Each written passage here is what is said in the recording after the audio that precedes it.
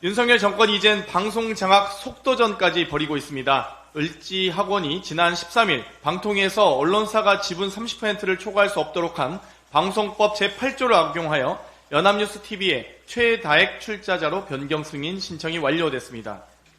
박준영 이사장의 을지병원을 이용한 마약성 진통제 3천여 차례 처방이나 부동산 갑질 투기 의혹, 의료법 위반 의혹 논란 등 수많은 문제들을 거론하기보단 저는 2017년 한 언론사의 기사 내용을 읽어드리고자 합니다. 이전부터 연합뉴스 및 연합뉴스TV는 을지병원의 각종 문제를 거의 보도조차 하지 않고 있다.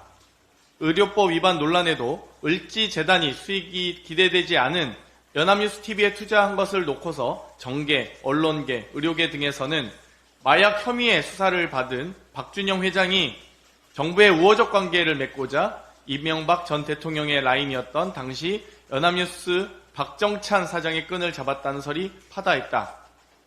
이명박 정권의 이동관 방통위원장, 기습적인 을지재단의 연합뉴스TV 인수가 어떤 의도인지 2017년 기사를 통해 그 이유를 알 수 있을 것 같습니다. 윤석열 정부의 일본 굴욕 외교가 더 심해지고 있습니다. 후쿠시마 오염수의 3차 방류가 진행 중인 가운데 실시간 모니터링을 위한 한국어판 서비스 부실과 태평양 도서국들의 매년 오염수 점검회의 제안 등이 논란이 되고 있습니다. 후쿠시마 실시간 모니터링 자료가 담긴 오염수 포털 서비스의 질의응답 항목은 일본어와 영어로는 26개로 구성됐지만 중국어와 한국어판은 9개에 불과한 상태입니다. 박구현 국무 1차장은 일본 측과 협의 중이라고 밝혔지만 처음 국정감사에서 지적되고도 45일째 방치되고 있는 상황입니다.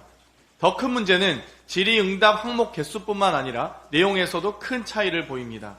방사능 물질 항목의 경우 일본어와 영어판은 9개나 되는 반면 한국어, 중국어판은 2개에 불과합니다.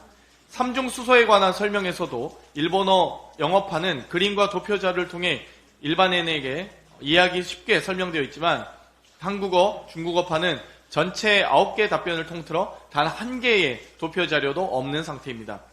심지어 태평양 도서국들 사이에서 오염수 점검을 위해 매년 회의를 개최하자는 제안이 나왔지만 가장 가까운 우리나라만 부정적인 의사를 보이고 있습니다.